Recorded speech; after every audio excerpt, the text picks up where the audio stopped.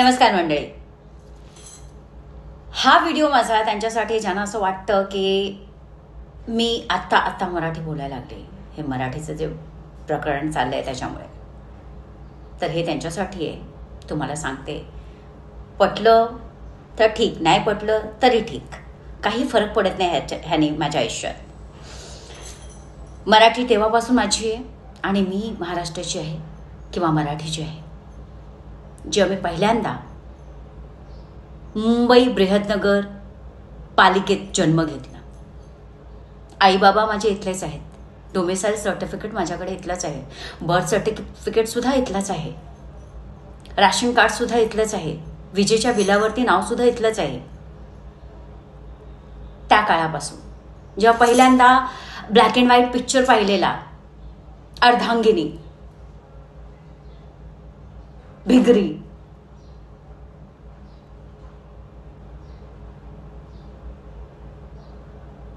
मला अजूनही भरपूर अभिनेते आले आणि गेले, पण निळू फुले साहेब त्यांचं अभिनय म्हटल्यानंतर असं अंगावर काटं येतं.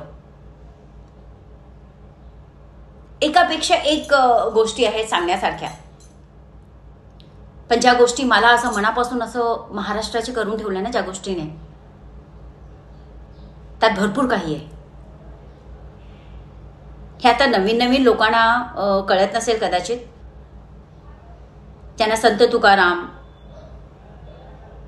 संत नामदेव, ज्ञानेश्वर महाराज यांच्याबद्दल माहीत सुद्धा नसेल कदाचित. त्याने फक्त गुगल केलं असेल. आम्ही वाचलेलं आहे पहिला धडा, महात्मा फुले असो किंवा बाळ गंगाधर टिळक, शिवराय, जय भवानी जय शिवाजी बोलताना ना अंगावर काटा येतो. पण ते तेव्हाच आणि त्यांनाच येऊ शकतं ज्यांनी त्यांच्याबद्दल वाचलेलं आहे. छावा पिक्चर बघून नाही हो, खरंच त्यांनी वाचलेलं आहे एक एक शब्द 50 वेळा. 14व्या वर्षी शिवरायाने काय केलेलं आणि कसं केलेलं, कसे बॉक्समध्ये भरून बाहेर पडलेले. पण हे नवीन लोकांना कळणार नाही. मला अभिमान आहे, माझा जन्म महाराष्ट्रात झाला.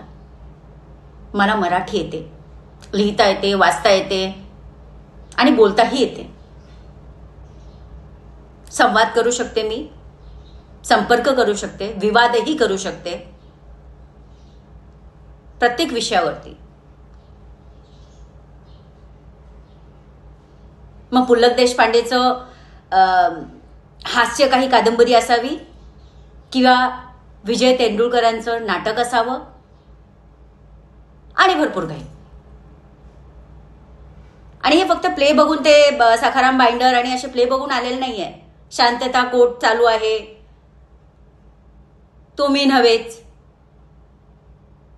त्या काळापासून हे सगळं पाहिलेलं आहे, अनुभवलेलं आहे. आणि खरं बघायला गेलं ना, खरं मला आता एक्झॅक्टली करेक्ट शब्द सापडत नाहीये, त्याच्याबरोबर आम्ही वाढलेले आहोत. आमच्या अवतीभोवती सगळे महाराष्ट्रीयन होते.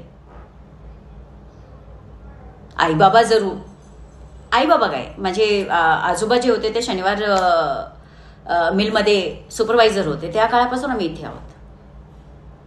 मग मराठी येणं हे खूप साहजिक गोष्ट आहे. माझं शिक्षण मुंबई महानगरपालिकेत झालेलं आहे. मराठी हा फक्त धडा नव्हता. मला अजूनही आठवतं, मला हिंदी बालभारती तेवढी नाही आवडायची जेवढी मराठी बालभारती आवडायची. आणि माझ्या मी हिंदी माध्यमिक शाळेत होते, हिंदी माध्यमातून शिकलेली आहे. तरीही मराठीत माझ्या पूर्ण वर्गात सगळ्यात जास्त नंबर माझा यायचा, सगळ्यात जास्त संवाद मी साधायची, सगळ्यात जास्त पोएम्स, कविते मी वाचायची. अजूनही मला आवडतं जुगजुग गाडी, मामाच्या गावाला जाऊया, परत गोरी गोरी पान, फुलासारखी छान, दादा मला एक वहिनी आण, एरे एरे पावसा, हे खेळत आलेली आहे. त्यामुळे ज्यांना असं वाटत असेल की सध्या हे जे प्रकरण चाललंय आपलं पॉलिटिकल, त्याच्यामुळे मराठी बोलण्याचा प्रयत्न करते, तर हे सगळं एक्झाम्पल, उदाहरण जे मी दिलेलं आहे ह्याच्याबद्दल विचार करा, बघा व्यवस्थित, वाचा, गुगल करू नका, वाचा खरं तर, आणि त्यानंतर प्रश्न उचला. काय माहितीये, तुम्ही कोणाकडे एक बोट दाखवलं ना, 4 बोटं तुमच्याकडेही असतात, हे विसरू नये माणसाने. आणि शेवटी ह्या जगात, ह्या जमिनीवर ज्या कोणी, जोही व्यक्ती असो, कुठल्याही जाती, धर्म किंवा कम्युनिटीचा असो, जन्म घेतलेला आहे तो इथून जाणारच आहे. ही जमीन सगळ्यांना घेऊन जाणार आहे, आपण जमीन घेऊन जाणार नाही आहोत. ही गोष्ट लक्षात ठेवली पाहिजे आपण माणसाने. फक्त भाषेवरती विवाद करणं योग्य नाही. ज्यांना नाही येत त्यांना समजावून सांगणं आणि शिकवणं हे सुद्धा आपलं कर्तव्य आहे, हे विसरू नये. उगाचच मारहाण करणं, शिवागाळ्या देणं हे आपल्या संस्कृतीत नाही आहे. ते हिंदी भाषी असो किंवा मराठी भाषी असो.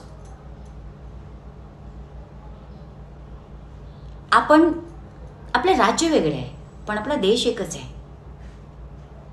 ह्याचे तुकडे का म्हणून करावं? भाषेनिमित्त?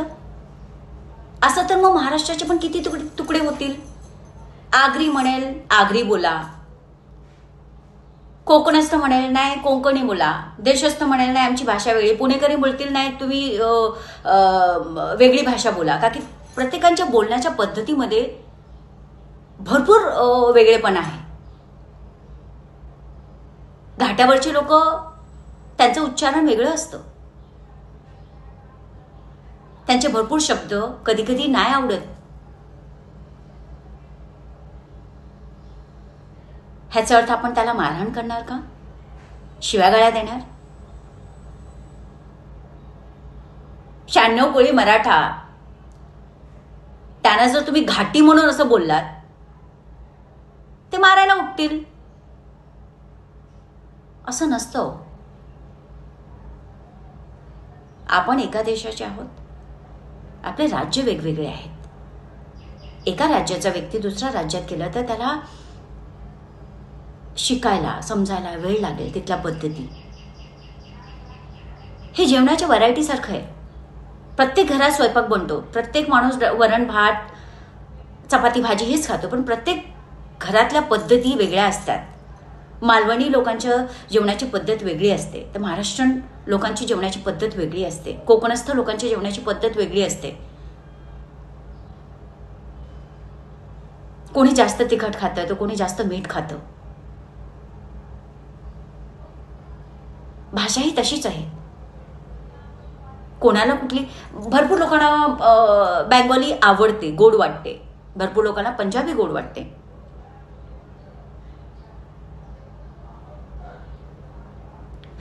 प्रत्येक उत्तर भारतीय भैया नाही आहे, तिथेही वेगवेगळे राज्य आहेत.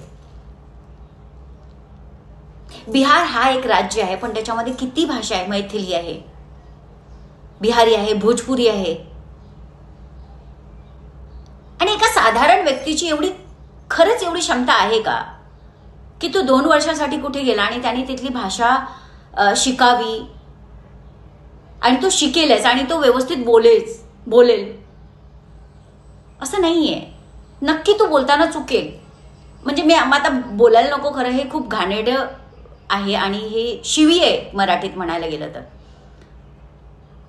पण येता जाता मी सेटवरती गेले, दुपारच्या लंच नंतर, तुम्ही दादा जेवलात का प्रत्येकाला विचारते.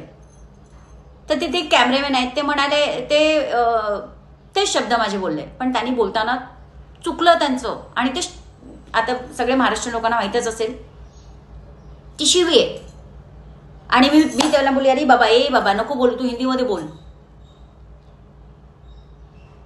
ही शिवी आहे. आणि त्याने 50 वेळा मला सॉरी बोललं असेल की मॅडम माझा बोलण्याचा अर्थ तसा नव्हता, तुम्ही नेहमी विचारता जेवलात का, तर मला असं वाटलं मी विचारू, पण माझं प्रोनाउन्सिएशन चुकलं असेल. त्या गोष्टीसाठी मी त्याला मारू का आता? नाही ना. मला माहित आहे त्यांचं इंटेन्शन वेगळं होतं. काय म्हणता दादा, कशा आहात? भरपूर दिवसांनी दिसला तो. हे साहजिक मी प्रत्येकानं बोलते. कोणी महाराष्ट्रीयन माणूस मला दिसला समोर तर मी सहज मराठी बोलते. मला त्याच्यामध्ये आपुलकीपणा वाटतो. म्हणून उगाचच मला मी महाराष्ट्रातली आहे आणि मला मराठीचा अभिमान आहे आणि मला मराठी येते हे दाखवण्यासाठी नाही बोलत. तर ज्यांना असं वाटत असेल की मराठी ह्या निमित्ताने बोलते तर काइंडली करेक्ट युअरसेल्फ. महाराष्ट्रात जन्म झालाय, शिक्षण झालंय, इथेच वाढलेली आहे, इथेच कॉलेज झालेलं आहे. ठीक आहे, म्हणून मराठी येते, बोलता येते, आवडते, आपुलकीपणा वाटतो मला म्हणून बोलते.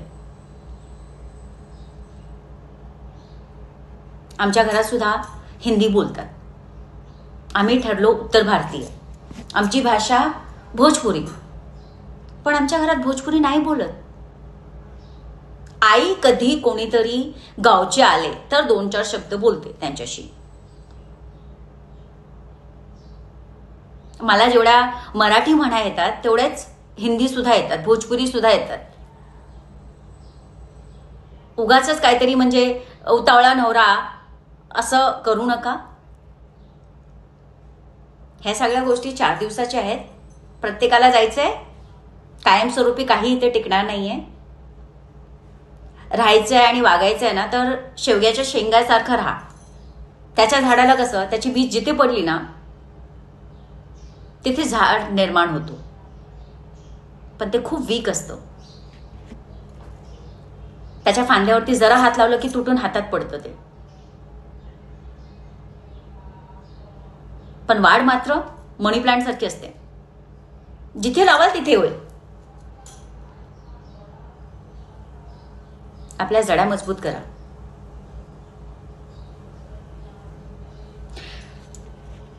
लोक म्हणतात लढण्याची रात्र येऊ दे, मरण्याची नको. माणूस जिवंत राहील तर मतभेद होतील. मनभेद झालेलं योग्य नाही. का की मतभेद हे जे आहे ना ह्याला आपण टाळू शकतो, बोलून, समजून, माफ करून, माफी मागून. पण मनभेद जे झाले ना ते कायमस्वरूपी गाठासारखे असतात.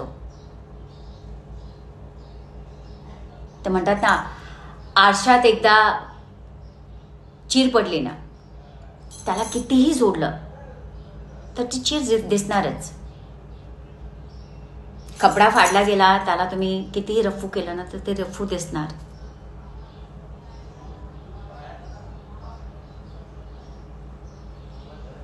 संबंध टिकवणं खूप महत्वाचं आहे. आपल्या अवतीभोवती कोण आहे? माझ्या फ्लोअरवरती माझ्या समोर महाराष्ट्रीयन कॅथलिक आहेत, कोटक काका, आणि ते आयजी होते, आता रिटायर झालेले आहेत. बाजूला आयशा बेग मुस्लिम आहेत, नवरा बायको. मॅडम जे आहेत ते गुजराती आहेत आणि मिस्टर जे आहेत ते मुस्लिम आहेत. समोर महाराष्ट्रीयन आहेत आणि मी उत्तर भारतीय, आणि ज्यांच्या घरात मी भाड्याने राहते ते महाराष्ट्रीयन. एवढे वर्ष झाले आणि ते खूप मोठे नाव आहेत हा इंडस्ट्रीतले. जर मी नाव घेतलं तर सगळे ओळखत असतील. पण आमचे संबंध एवढे चांगले आहेत, कधी ते विचारायला येत नाही, बघायला येत नाही. फक्त एक मेसेज असतो कधीतरी, गीता कशी आहेस तू, बस. संबंधाचे धागे खूप नाजूक असतात.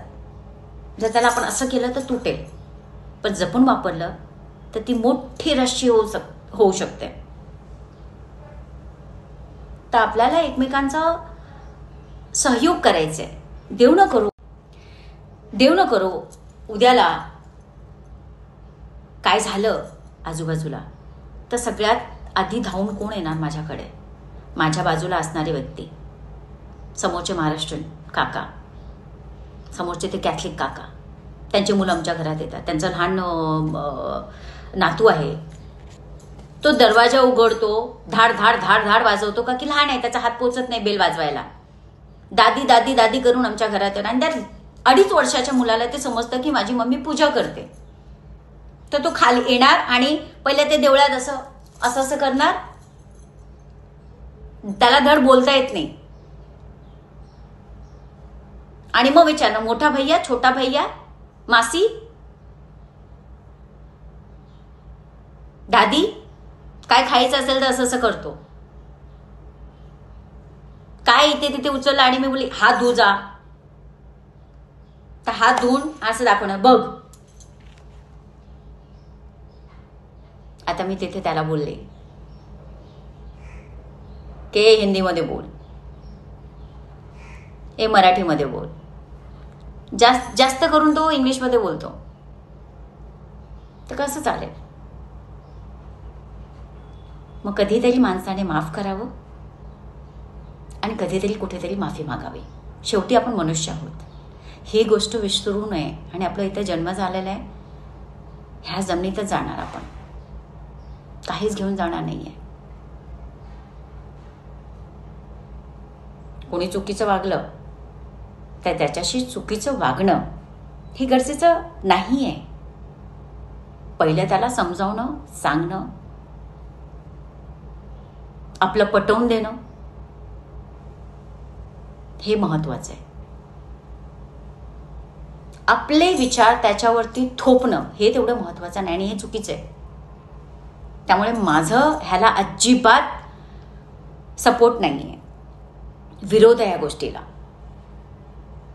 माझ्या अवतीभोवती भरपूर लोक आहेत, चुकीचे मराठी बोलले की मी लगेच त्यांना करेक्ट करते. असं नाही हो. असं हिंदी भाषी इंग्लिशमध्ये काहीतरी बोलले आणि चुकीचे बोलले तर त्यांना करेक्ट करते की हिंदीत बोला ना, मराठीत बोला ना, काय गरज आहे इंग्लिशमध्ये बोलायची.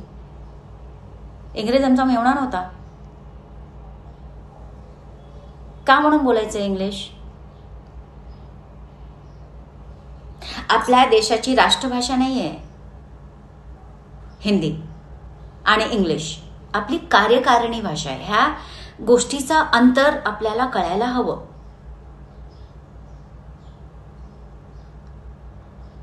जरा जास्त झालं माझं गीता ज्ञान, पण काही चुकलं असेल तर त्याच्यासाठी मी क्षमा मागते. पण भरपूर लोकांनी, काल मी मराठीत एक माझ्या मैत्रिणीच्या इथला किस्सा घडलेलं, ते खरं तर मी घडलेलं ते सांगत होते. त्या काकूबाई ज्या पद्धतीने बोलल्या, पण त्यानंतर मला इनबॉक्समध्ये एवढे मेसेजेस आले विचारू नका. भरपूर महाराष्ट्रीयन लोकांचे आले, भरपूर यूपीवाले लोकांचे आले, भरपूर दुसऱ्या परदेशी लोकांचे आले. कोणी म्हणे पंजाबी में क्यों नहीं, पंजाबी में भी कोई रील बनाइए और बोलिए. कोणी म्हणे गुजराती में बनाइए और बोलिए. मग तर माझ्या घरातले सगळे कामं सोडून क्लासेस घ्यायला सुरुवात करते मी. द्या मला क्लासेसचे पैसे आणि चालवा माझ्या घरातलं खर्च. आहे का पॉसिबल तुमच्यासाठी? नाही ना? मग तुमचे ज्ञान तुमच्याकडे ठेवा. उगाचच तुमच्या गोष्टी माझ्यावरती थोपण्याचा प्रयत्न करू नका. मला जे योग्य वाटतंय ते मी करते, पण ह्या गोष्टीचं मी व्यवस्थित लक्ष ठेवते की माझ्यामुळे कोणाला त्रास होऊ नये, कोणाच्या भावना आहत होऊ नये, काही चुकीचं घडू नये. मुद्दाम माझं इंटेन्शन एवढं क्लिअर आहे. मग ते मराठी असू दे, हिंदी असू दे किंवा इंग्लिश असू दे. कोणी समोर मोठा माणूस दिसल्यानंतर नमस्कार बोलणं हे माझ्या स्वभावात आहे. एक स्माइल देणं हे स्वभावात आहे, का की मी मनुष्य आहे, जनावर नाहीये. जनावरात आणि मनुष्यात हे थोडंसं फरक आहे. त्यांनाही समजतं प्रेम. ते काय शिकवायचं असेल, काय सांगायचं असेल ते प्रेमाने सांगता येतं. त्याच्यासाठी फक्त तुमची ताकद दाखवायची गरज नाही हो. दगड घेऊन आणि दांडा घेऊन प्रत्येकाच्या मागे धावणं ही मनुष्यता नाहीये.